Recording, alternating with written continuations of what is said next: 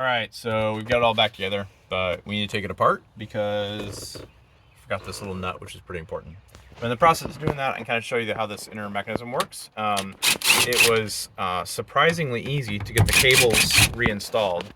On the 2004, it's kind of a cool system on that system. Like I said, it's all one cable, and you wrap around the spool, and then it has a tensioner in the middle of it that you tighten up to tension everything. We gotta take this all the way apart. I forgot.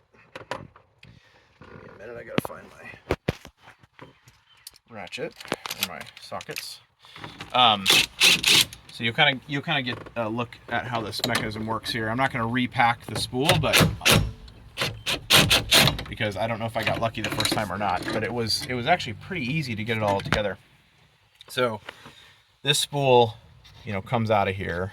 I could take it out so you can see it.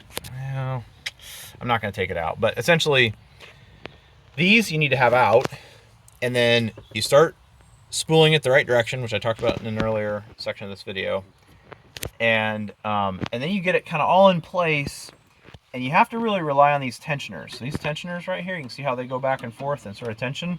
In our case, I had too much slack on this side and not enough over here. So this one is extended all the way.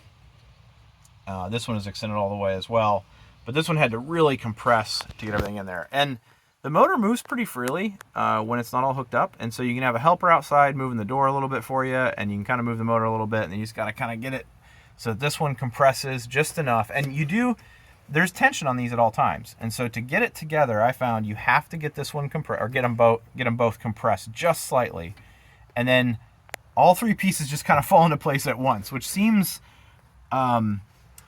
sort of impossible. Which is why I'm not taking it apart again, because I'm a little surprised at how easily it went. But it really isn't that bad. It just worked out. These pieces, I got the spool about right. This one was a little tight. Moved the door forward just a smidge, compressed that just a little bit, and they all just snapped in place. I think I got this one in first, so you can actually have one in all the way. Get the spool ready to go.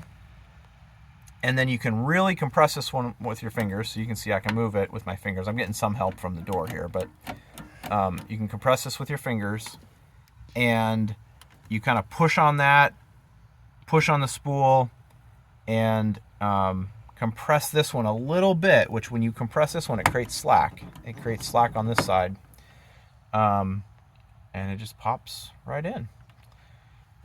So now that that's in, we have to get this little nut on there, which happens to be the little nut that we got to put on.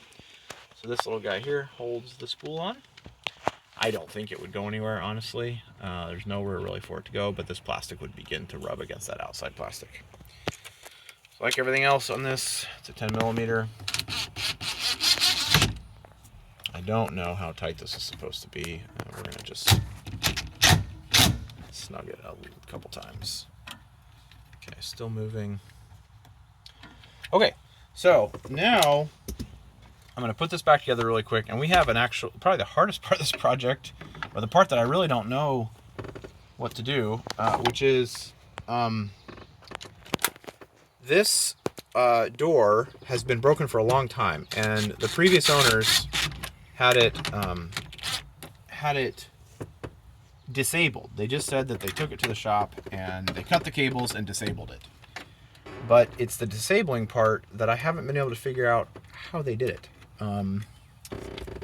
So the door light is on the dash. So obviously the system is sensing that something is wrong. I've looked at what I thought were the fuses for it, and it appears as though they are fine. So it's a little unclear what we're gonna have to do to get this to work. But before we button everything up and put this interior panel back on, put the exterior panel back on, we are gonna make sure that this door works. Unfortunately, that may require a trip to the dealer. I'm a little worried. There's a fuse block up front under the hood that is like a I've never seen it before. Maybe I don't know, I'm ignorant, but it's like a chunk of fuses all in a row. And I'm pretty sure the fuse for this door is in that chunk. And when I was buying the vehicle, I was trying to take it apart and just look at it, and I didn't want to break anything, so we didn't take it apart any further. Okay, so this is all put back together now. All those are snugged up. Cable is reinstalled completely. Check the clips there, good there. That's tight. I'm gonna hit those again. Sometimes I'll snug things up and I'll forget to actually tighten them, so I'm just gonna hit these real quick to make sure I actually tighten them. Yeah. I don't think I did actually. These here. That one I did. Alright, that one's tight. Okay. So we'll go ahead and stop the video here, and then we'll figure out what is wrong with this really quick. I was really hoping that I would find the motor unplugged. I thought that that's what they might have done, but these plugs are not for the motor. I also thought there might be a fuse back here. This all appears to be related to I'm just gonna say that's power PTG. That's power tailgate motor. Power tailgate closer. Trailer. So that's all if you have the towing package. RRL. I don't know what that is. Rear. Anyways, I don't think that relates to the door. So nothing here.